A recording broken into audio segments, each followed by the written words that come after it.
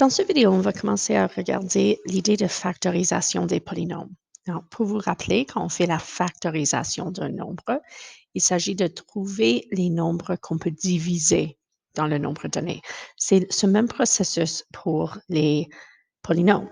Alors, si par exemple, dans ce premier exemple, je cherche le plus grand facteur commun de deux monomes, on a 12x à la puissance de 5y au carré et on a moins 30 x cube y à la puissance de 7. S'il s'agissait du plus grand facteur commun de 12 et 30, il y a des facteurs communs à ces deux nombres. Par exemple, les deux sont divisibles par 2.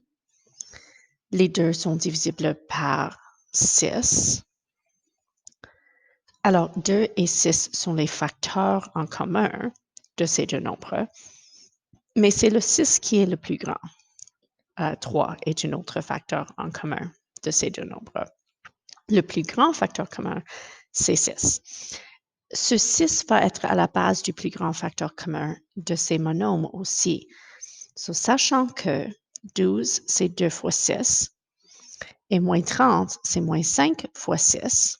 Ça, c'est une façon de vérifier que 6 est le plus grand parce que l'autre partie de cette division, 2 et moins 5, ne partagent aucun facteur.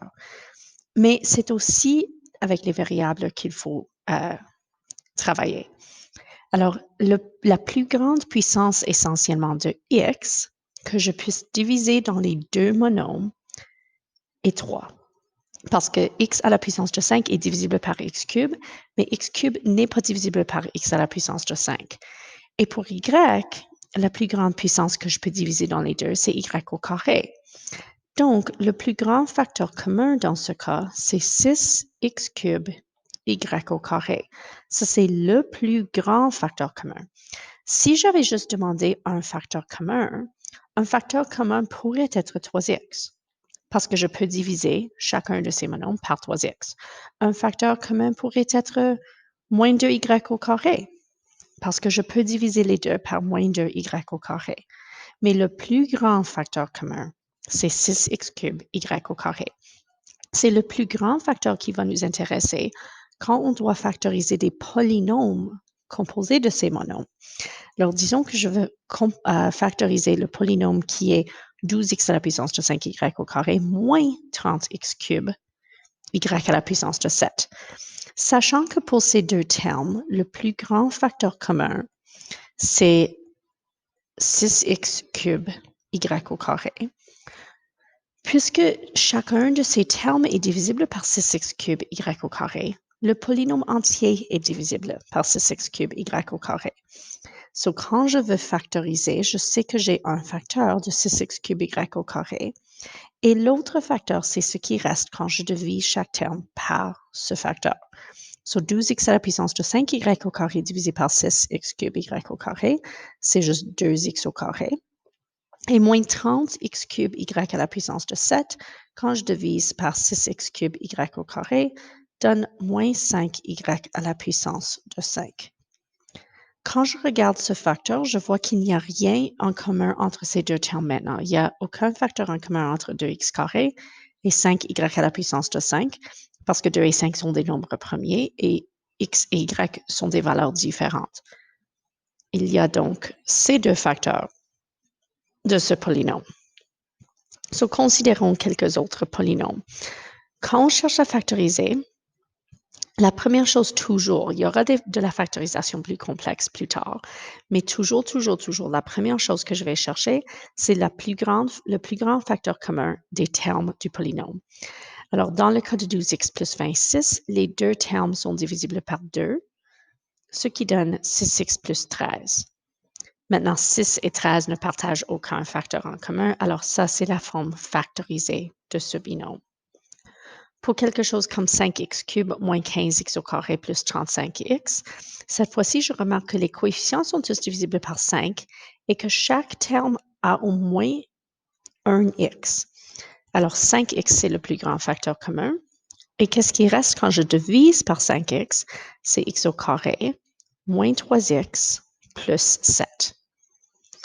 Dans ce trinôme, il n'y a aucun facteur en commun qui reste. Maintenant, Il y a parfois des polynômes qu'on peut factoriser avec un regroupement des termes qui partagent un facteur. Ça ne va pas marcher pour un grand nombre de polynômes, mais de temps à autre, si par exemple je regarde ce polynôme à 4 termes, il n'y a aucun facteur qui est commun à tous les 4 termes. Le moins 28 n'a pas de x, alors je n'ai pas de puissance de x que je peux enlever de tous les 4. 6 et 8 sont tous les deux divisibles par 2, mais 21 ne l'est pas. 21 et 28 sont tous les deux divisibles par 7, mais 6 et 8 ne le sont pas. Mais ce qu'on peut remarquer dans ce cas, c'est que si on regroupe les termes en paires, il y a des facteurs communs à chaque paire de termes. Alors, pour 6x cube moins 8x au carré, je peux diviser tous les deux par 2x au carré. Et qu'est-ce qui reste quand je fais cette division? C'est 3x moins 4. Pour 21x moins 28, je peux diviser tous les deux par 7. Non, j'ai besoin d'écrire plus 7 pour indiquer qu'il y a quand même une addition qui sépare ces deux parties du polynôme. Quand je divise par 7, j'ai 3x moins 4. Dans le cas où, quand je fais ce regroupement, le binôme qui reste, c'est-à-dire le facteur qui est laissé quand j'enlève le facteur commun, si ce facteur est le même dans les deux cas, et seulement si ce facteur est le même dans les deux cas, j'ai maintenant un facteur commun à cette partie et à cette partie.